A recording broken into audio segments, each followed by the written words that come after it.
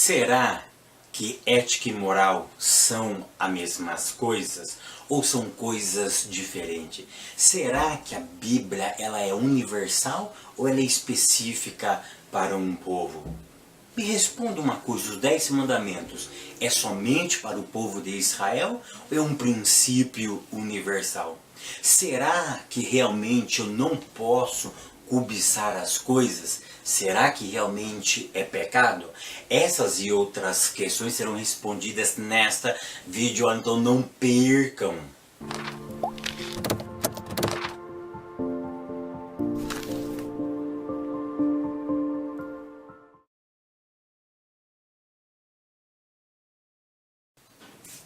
A paz, queridos, que bom estarmos aqui novamente no nosso programa semanal da Escola Bíblica Dominical e hoje para darmos início ao segundo trimestre de 2018. Hoje, então, nós vamos dar início a uma série de estudos bíblicos onde nós vamos abordar o tema sobre valores cristãos. Então, nesse trimestre nós vamos reforçar a ideia sobre os valores cristãos. Serão 13 aulas impactantes onde abordaremos temas atuais, tá? Nós vamos falar, por exemplo, sobre a ideologia do gênero, vamos falar sobre o homossexualismo, vamos falar sobre redes sociais, vamos falar sobre doação de órgãos. Será que realmente um cristão pode doar órgãos ou não? Ou seja, toda essa problemática atual do nosso cotidiano vai ser debatido aqui nessas videoaulas. Então serão 13 encontros onde eu tenho certeza que nós iremos nos aprofundar no nosso conhecimento bíblico e no nosso conhecimento com o Eterno. Então eu peço para vocês não percam nenhuma aula, mesmo que você não for dar aula no seu dia específico, mas não deixe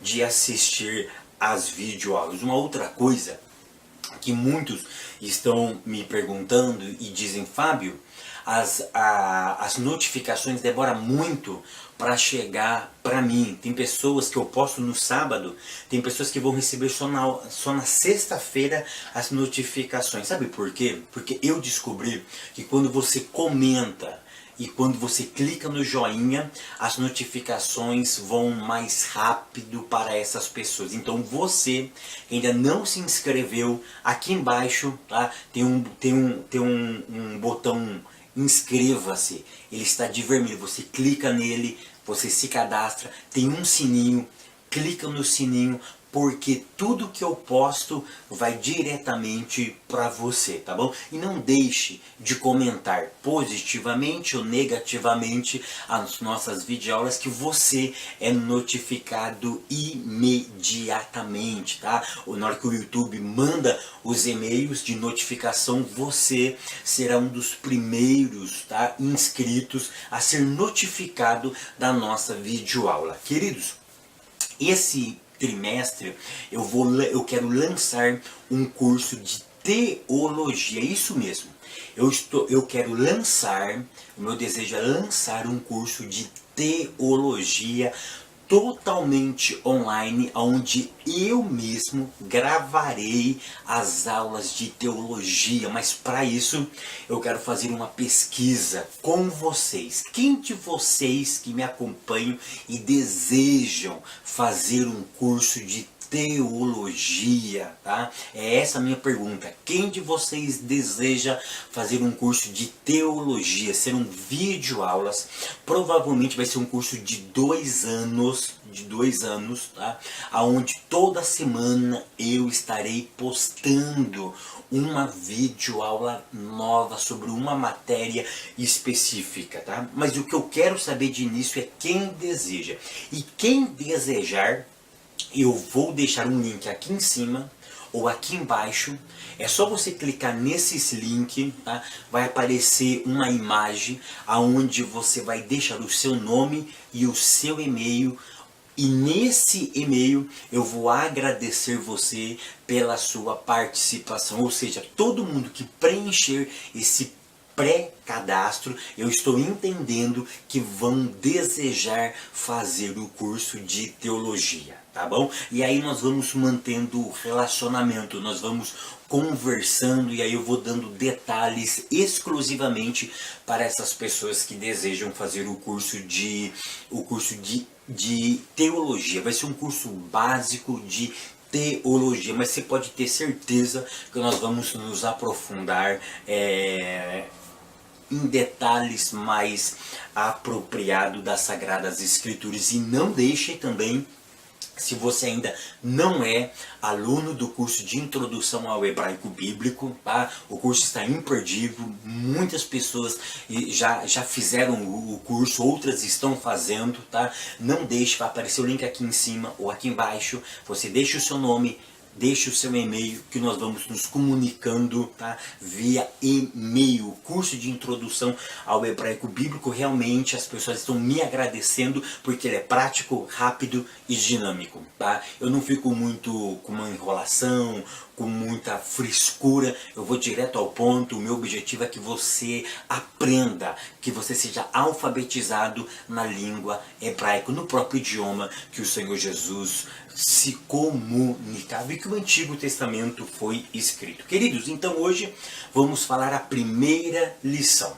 A lição de número 1 tem como título: que é ética cristã? E a leitura bíblica em classe se encontra em 1 aos Coríntios, capítulo 10, do verso 1 ao verso de número 13, tá? Então 1 aos Coríntios, capítulo de número 10, do verso 1 ao verso de número 13. Queridos, outro detalhe, não esqueça do projeto Malaquias, tá? Não esqueça de fazer parte desse projeto Malaquias. Se você é novo no canal, eu vou deixar aqui em cima o link do projeto Malaquias. E se você quiser aderir a esse projeto, eu tenho certeza que o Eterno vai continuar abençoando a tua vida, tá? E seja pelo menos orando pelo projeto Malaquias, para que Deus levante 1000 pessoas que me ajude todo mês com uma quantia, para que eu possa potencializar a área do ensino e possa alcançar muito mais vidas, além daquelas que eu já tenho alcançado. Mas lição de número 1, o que é ética cristã? Nesse trimestre, iremos abordar um assunto de extrema urgência. Esse trimestre ele vai ser um trimestre impactante, porque nós vamos abordar somente temas atuais, temas relevantes, temas que têm mexido com o nosso cotidiano. Os temas que nós vamos trabalhar nesse trimestre, ele tem afetado a escola pública, tem afetado o nosso emprego, tem afetado a nossa comunidade, ou seja, afeta-nos de vários âmbitos, porque no Liga o Jornal está comentando algum desses temas que serão abordados nesse trimestre. Então é muito importante esse trimestre, ele é assim de suma importância, porque ele vai nos reforçar a nossa posição. Porque nós estamos vivendo no mundo, parece que está de cabeça para baixo, na verdade, onde o é certo é errado agora e o que é errado está virando certo. Ou seja, então esse trimestre veio acalentar, veio reforçar o nosso posicionamento. E o nosso posicionamento, nós precisamos deixar uma coisa muito bem clara, que o nosso posicionamento tem que estar baseado nas Sagradas Escrituras. Então eu não posso basear a minha verdade em outros lugares, a não ser nas Sagradas Escrituras. Ela precisa ser a nossa única regra de fé e prática. Tópico primeiro diz assim: o conceito de ética cristã. Ponto 1. Definição geral. Queridos, o termo ética significa costumes, ou pode significar também hábitos, tá? No latim, o termo ética vem da palavra mos, e mos tem a ideia de moral, ou seja, aqui parece que ética e moral é a mesma coisa, né? Mas o que eu quero mostrar para vocês agora no ponto de número 2, ética e moral. O nosso objetivo nessa aula tá? Nessa pré-aula, o objetivo sua aí na sua classe não é transformar a tua aula em uma aula de filosofia. Pelo amor de Deus, querido. Não vai pegar livro da Cecília, não vai ficar pegando livro de filósofos, de Nietzsche, de não sei quem, para definir o que é ética, para definir o que é moral, de forma profunda. Não precisa. Porque você vai lidar com pessoas acadêmicas, mas vocês vão lidar com pessoas que não sabem nem ler nem escrever. Porque o nosso objetivo aqui é praticidade da vida. E eu vou ser simples e objetivo. O que é ética, Fábio? Ética é o conceito. Ética é aquilo que eu vou colocar no papel, as ações da moral. Por exemplo, o que é ética? Ética, não matarás, está no papel. Não roubarás, está no papel. Não abra a correspondência alheia. Não entre na casa da pessoa, a não ser se for em flagrante delito, piriri pororó, como diz na Constituição. Ou seja, o que é ética? Ética é aquilo que é a teoria, é aquilo que o papel aceita, é aquilo que eu coloco no papel. E o que é moral, Fábio? A moral é a prática daquilo que a ética diz. Ou seja, a prática se chama moral. A teoria é ética. Então, olha que interessante. Se você conhece a teoria, você é uma pessoa ética. Tá? Aí, olha que interessante. Aí, se eu pratico aquilo que eu estou aquilo que está na ética, eu sou moral. Eu tenho a moralidade, ou seja, então perceba que a ética e a moral, elas são muito intrínsecas.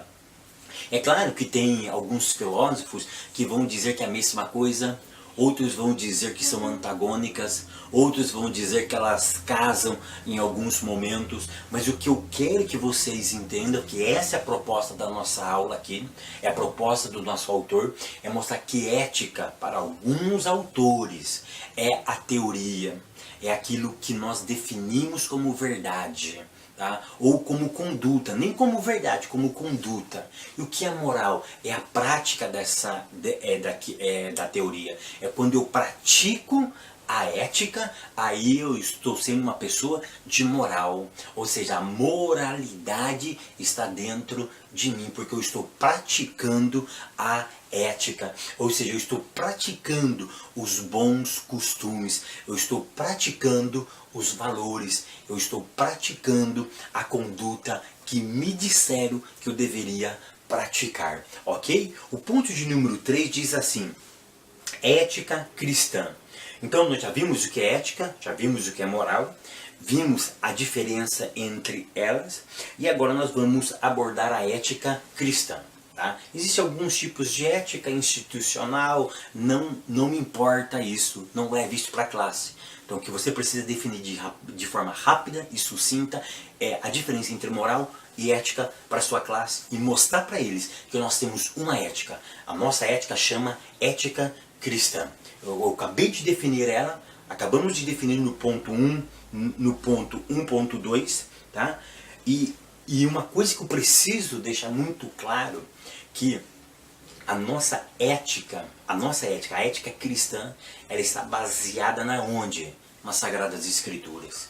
A nossa ética não está baseada em filosofia, não está baseada em livros de autoajuda, não está baseada em nenhum outro compêndio acadêmico, escriturístico. A nossa ética está baseada nas Sagradas Escrituras. Tudo que estiver fora das Sagradas Escrituras, para nós não serve. Então a nossa ética, a ética cristã, está baseada nas Sagradas Escrituras. Então é isso que nós precisamos colocar na cabeça, começar a entender que a nossa regra de fé chama-se Bíblia Sagrada. Por quê? Porque a Bíblia, ela não é um compêndio, de códigos éticos, mas ela diz para nós como nós devemos nos comportar diante de Deus e diante da sociedade. A finalidade dela não é um compêndio de códigos éticos, porque ela não é um livro de ética, ela é um livro que te leva para o céu, ela é um livro que te conduz a Deus, aonde você tem um relacionamento profundo com Deus, mas nesse relacionamento ela estabelece valores, padrões de condutas, e esses valores e padrões de condutas nós denominamos ética, ou seja, é a maneira que você vai se relacionar com o eterno e com o próximo. Então por isso que a Bíblia é a nossa única regra de fé e prática. Ponto 4. Princípios da ética cristã. Me responda uma coisa, você sabe me dizer o que significa a palavra princípio? Então olha que interessante, vamos definir aqui o que é princípio. O que é princípio? De forma rápida e sucinta e objetiva, princípio é uma ideia que você extrai de um fato, que você extrai de uma situação, de um episódio, de alguma coisa que lhe acontece. Ou seja, daquele fato você tirou um princípio, você tirou uma verdade máxima daquela situação. Ou seja, aquela situação fez você refletir sobre alguns princípios da vida. Então essa que é a ideia de princípio. É quando você pega o cerne, quando você pega a ideia central de um fato, de um episódio, de alguma coisa que te acontece. Então isso nós chamamos de princípios. Por isso que nós podemos afirmar então que princípios dentro das Sagradas Escrituras, eles são universais e são imutáveis. O que significa universal? Ele não é para um povo, para uma época específica, ele é para a totalidade. E ele é imutável, ou seja, ele não muda. Princípio não muda, fala, princípio não muda. Ou seja, fatos vão mudando, circunstâncias vão se adequando conforme vai passando o tempo, o local e a estação.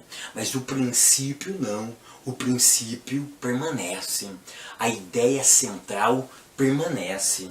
É isso que vocês precisam entender. O que é princípio? É a ideia central de um fato. Lembra quando os discípulos reclamaram para Jesus que pessoas estavam pegando milho ao sábado, e Jesus cita o caso de Davi? Qual é o princípio que ele estabelece ali? Ele estava duas leis, a lei do sábado e um outro princípio, uma outra lei, a lei da vida. Ou seja, Jesus estava dizendo o seguinte, nesse fato específico, nesse episódio, a vida era superior ao sábado. Ou seja, o princípio da vida ganhou proeminência. Então perceba que o princípio da vida sempre precisa estar em primeiro plano. Então vocês percebem que são fatos diferentes, mas o princípio da valorização da vida, ele é universal e imutável. Em nenhum momento da história nós vamos desvalorizar a vida, vamos banalizar a vida, porque a vida é um princípio que ela precisa ser preservada. Tá? Tópico de número 2. Fundamentos da ética cristã. Qual é a base da nossa ética? Eu já disse, a base da nossa ética está nas Sagradas Escrituras. Agora o autor vai dar uma pincelada em todas as Sagradas Escrituras para mostrar para mim e para você que em todos os momentos das Sagradas Escrituras a Bíblia se fundamenta, os seus princípios são fundamentados em todos os momentos históricos das Sagradas Escrituras. E o primeiro momento que ele cita é o momento do Decálogo, ponto 1, o Decálogo. Todo mundo sabe o que é Decálogo aqui, são os 10 mandamentos. Tá? Eu não vou discutir eles, o que eu quero discutir, o que eu quero que você entenda e leve para a classe de vocês será que os 10 mandamentos foi dado somente para Israel? Não, os 10 mandamentos é só para Israel. Será realmente que os 10 mandamentos foram dados só para Israel? Querido, deixa eu dizer uma verdade para você de forma simples e objetiva, sem muito aprofundamento, mas acredite no que eu vou dizer para você. Os rabinos, eles ficam... Aonde foi dado os 10 mandamentos? No deserto. Perceba o que eu vou dizer agora. O deserto era a terra de ninguém. O deserto, ele simbolizava o mundo. Os rabinos vão dizer o seguinte, que quando o Eterno entregou os 10 mandamentos para Moisés, que era representante da nação de Israel, ele não estava dizendo que os 10 mandamentos pertenciam absolutamente a Israel. Israel seria simplesmente o país encarregado de divulgar aquilo que o Eterno deu. Mas os rabinos vão dizer que Deus deu os 10 mandamentos, a lei, no deserto, porque ele queria que a lei do Eterno fosse para toda a humanidade. É por isso eu volto a afirmar que o princípio das Sagradas Escrituras, ele não é de um país, ele não está em uma localidade específica, ele é universal. Por quê? Porque a lei foi dada no deserto, terra de ninguém, foi um local aberto, foi entregue para a responsabilidade de divulgação, era de Israel. Mas a lei é do Eterno. E ela foi entregue para toda a humanidade, o alcance de todos os povos. Então é essa a ideia que eu queria trazer no ponto 1 sobre o Decálogo. Ponto 2, os profetas. É tão interessante que quando nós estudamos sobre os profetas, todos os profetas, eles têm um clamor. Qual é o clamor dos profetas? Um clamor social. Pode estudar os profetas, e eu tenho 13 aulas sobre os profetas menores. Inclusive, eu comecei o meu canal no YouTube falando sobre os profetas menores, né? Eu falei sobre todos os profetas menores. Mas é tão interessante que todos eles vão denunciar o quê? A mazela da sociedade. Eles vão denunciar o abuso de poder, o tráfico de crianças, o tráfico de pessoas, a má administração financeira. Ou seja, eles têm um clamor social. Por quê? Porque para os profetas, a vida em sociedade ou seja, a vida espiritual refletia na vida em sociedade. Ou seja, se eles estavam mal espiritual, é porque a vida deles social também estava mal. Para os profetas, isso era casamento, vida social e vida espiritual, ou seja, isso estava refletindo uma coisa na outra. Então, por isso que os profetas, eles vão denunciar justamente isso. Ou seja, a mazela espiritual estava sendo demonstrada na vida em sociedade. É claro que o oposto não é verdadeiro. Por exemplo, você pode ter uma ótima vida financeira, mas você pode estar péssimo espiritualmente. Tá? Você pode estar péssimo espiritualmente. Você não mede a vida pelas finanças. O que os profetas denunciavam era justamente o seguinte: se a tua vida espiritual ela é ruim, ela é baixa, é óbvio que a tua vida social ela vai estar ruim. E quando fala de vida social, é vida de relacionamento. Ou seja, você não respeita o próximo, você não ama o próximo, você não segue os princípios das Sagradas Escrituras. Então, os profetas têm um clamor social, denúncia social. Ponto de número 3, os evangelhos. A mensagem dos evangelistas nos apresenta os princípios de Deus. E eles nos apresentam que os princípios de Deus não podem ser relativizados. O que é relativismo?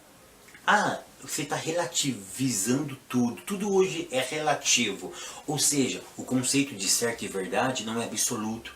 Ele é relativo. Ele depende de quem está falando, depende da onde está falando, ou seja, depende do modo e da circunstância, depende do lugar. Ou seja, tudo é relativo, depende. Esse negócio de depende está destruindo a igreja, está destruindo a sociedade, porque não temos mais princípios absolutos. E os evangelhos vai justamente trabalhar nessa temática, que os evangelhos não relativiza nada. Tudo para eles era algo absoluto. Tudo para eles era algo absoluto. Nos evangelhos, o valor estava na palavra e não na cultura. Aprenda isso, querido. Leve para a classe de vocês. A valorização nos evangelhos não estava na cultura, mas no princípio da implantação do reino de Deus. Não importava em que cultura a pessoa estava inserida. O que importava eram os princípios do reino de Deus. Tá? No ponto 4, vai falar sobre as epístolas paulíneas e as epístolas gerais. Tá? Ou seja, fundamentos da ética cristã nas epístolas de Paulo e nas epístolas gerais. É tão interessante que tanto nas epístolas paulinas como nas epístolas gerais, tá? Os mais assuntos variados foram abordados. Foi abordado o relacionamento entre pai e filho, entre filho e pai, foi entre marido e mulher, foi falado sobre senhor, ou seja, o patrão e o empregado, foi falado sobre o problema do escravo, foi falado sobre dinheiro, sexualidade, foi falado sobre incesto, foi falado sobre sexo, fornicação, adultério, ou seja, falou sobre inimizade, sobre grupos, facções, ou seja, abrangeu inúmeros temas. Isso nos remete a quê, queridos? Que a nossa vida espiritual, ela precisa ser uma vida pautada dentro da sociedade, porque o que define você não é no culto à noite, no glória que você dá, na língua estranha que você dá no domingo à noite, mas é a sua prática na segunda, terça, quarta, quinta, sexta, no seu trabalho, na tua casa. É isso que define você. É isso que define você. Ou seja, nós somos reflexo da nossa espiritualidade. Então eu preciso refletir a minha espiritualidade dentro de uma sociedade caída. E é isso que a nossa lição vem fazer. Ela vem nos estimular a reafirmar os nossos verdadeiros valores espirituais. Queridos, tópico terceiro, chamados a viver eticamente. Ponto 1. Não cobiceis as coisas mal. Observe o que eu vou dizer agora. Observe que o pecado não está no verbo. Qual é o verbo? Cobiçar. E não cobiçarás. O verbo não está no pecado de cobiçar. O problema está naquilo que você cobiça. Pergunte para a sua classe, é pecado cobiçar? Eu tenho uma aula sobre isso, é muito interessante. É claro que não é pecado cobiçar, o problema é você cobiçar. E se cobiçar aqui, troca ele, porque cobiçar ficou meio chato, né? Ficou meio pejorativo, mas é desejar. O problema não é você desejar somente, o problema é você desejar o que é seu. O problema é quando você deseja aquilo que não é seu. Lá nos 10 mandamentos, não é que você não pode cobiçar, você pode cobiçar, mas o que você não pode é cobiçar a casa do próximo, a mulher do próximo, as coisas que não é sua, que são dele, que não te pertencem. Aqui, você não pode cobiçar as coisas, que coisas? As coisas más. Você pode cobiçar coisas boas, é claro que você pode desejar ser um pregador, ser um crente verdadeiro, ser um fiel, ser um justo. Você não pode cobiçar a desonestidade, você não pode cobiçar aquele cara que dá o golpe nos outros e se dá bem, e você anda tudo certinho e se dá mal às vezes. É essa a ideia. O problema não está no verbo cobiçar, mas no que eu estou cobiçando. Coisas boas ou coisas ruins. É isso que você tem que levar para a classe de vocês. O problema não está em cobiçar, mas cobiçar o quê? Aquele cara que só tira, que sempre dá os canos nos outros e se dá bem, isso você não pode cobiçar. É essa a temática do nosso texto. Tá? Porque ele vai trabalhar, uma outra ideia que eu quero trabalhar aqui nesse ponto é o seguinte, que dentro das Sagradas Escrituras, o que vale é o sim ou não. Sim, sim ou não, não. O pastor disse é procedência maligna. Uma outra coisa que eu quero trabalhar aqui também é a questão do prazer. Porque nesse ponto, nosso autor vai trabalhar a ideia do hedonismo.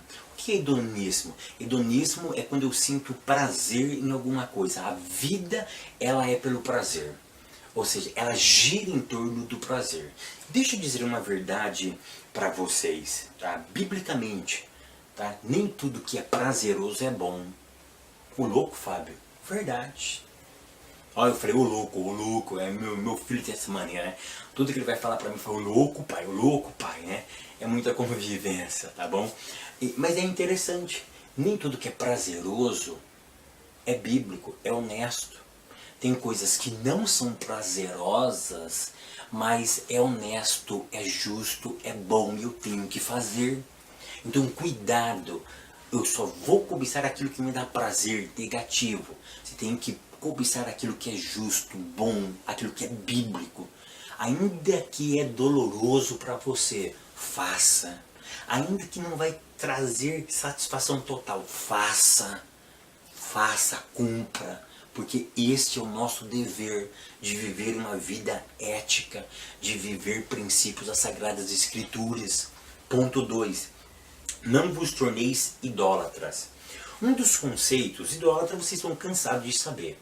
Claro que nós não adoramos imagem, então isso anula isso daí, que nós não temos esse tipo de problema. Mas, entre várias coisas que nós aprendemos, idolatria é tudo aquilo que pode substituir o eterno. Aquilo que tira o eterno do trono.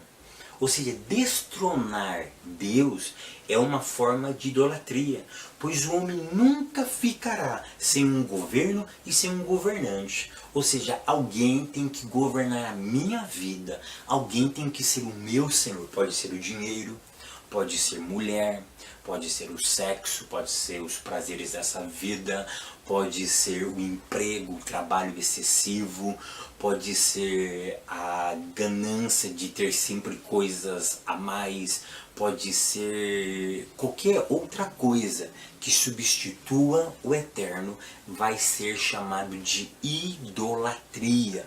E esse pecado Deus abomina. Por quê? Porque o eterno não quer que nós colocamos um outro ser, uma outra coisa no lugar dele. Ele gosta de exclusividade, ele quer só para ele a nossa adoração. Então ele tem que ser o nosso centro, o nosso governo, o nosso guia, o nosso norte. Leva isso para a classe de vocês. O ponto 3 fala assim: não nos prostituamos. Tá? Ou seja, vai falar sobre a prostituição. E é tão interessante que quando nós lemos as obras da carne, a primeira, a cabeça de tudo é a imoralidade, é a prostituição. Mas é tão interessante que quando Paulo vai citar isso na nossa leitura bíblica em classe, que é 1 Coríntios capítulo 10, verso 8, ele está se referindo a um fato que já aconteceu com o povo de Israel. Ele diz, ó, não vos tornei, não nos prostituamos, como eles se prostituíram. Sabe o que ele está dizendo? Ele está dizendo o seguinte, ele estava relembrando um fato de que Deus disse para o povo de Israel não se misturar com as moabitas. E os homens foram lá e casaram com as filhas de Moabe, com as moabitas. E o que aconteceu? De lambuja, eles fizeram o que? Adoraram outros ídolos. O Eterno vai bater novamente nessa tecla, que quando nós nos prostituímos, quando nós desonramos o Eterno, automaticamente nós substituímos o Eterno. Sabe o que ele está querendo nos ensinar? Que o pecado da prostituição destrona o Eterno e coloca um outro ser, uma outra coisa no governo da minha e da tua vida. Ele vai nos informar que a prostituição, ela tem a capacidade de trazer para a nossa vida um outro Deus que não é o próprio Deus. Então isso, querido, é gravíssimo. Por isso que o ponto 3 vai dizer, o tópico 3 diz assim, chamados a viver eticamente. Ou seja, eu preciso ter a consciência que tem um padrão para eu andar. E se eu me desvio desse padrão, eu não agrado aquele que me alistou para a guerra. E eu termino essa aula dizendo o seguinte, que a Bíblia possa ser a nossa única regra de fé e prática. Esse trimestre eu tenho certeza que vai ser um trimestre impactante. Um trimestre onde nós vamos reafirmar a nossa posição. E eu gostaria que vocês ficassem comigo até o final desse trimestre. Eu tenho certeza que nós vamos crescer ainda mais na graça de nosso Senhor e Salvador Jesus Cristo. Que nós tenhamos um trimestre abençoado, poderoso, em nome de Jesus. E até semana que vem, querendo Deus.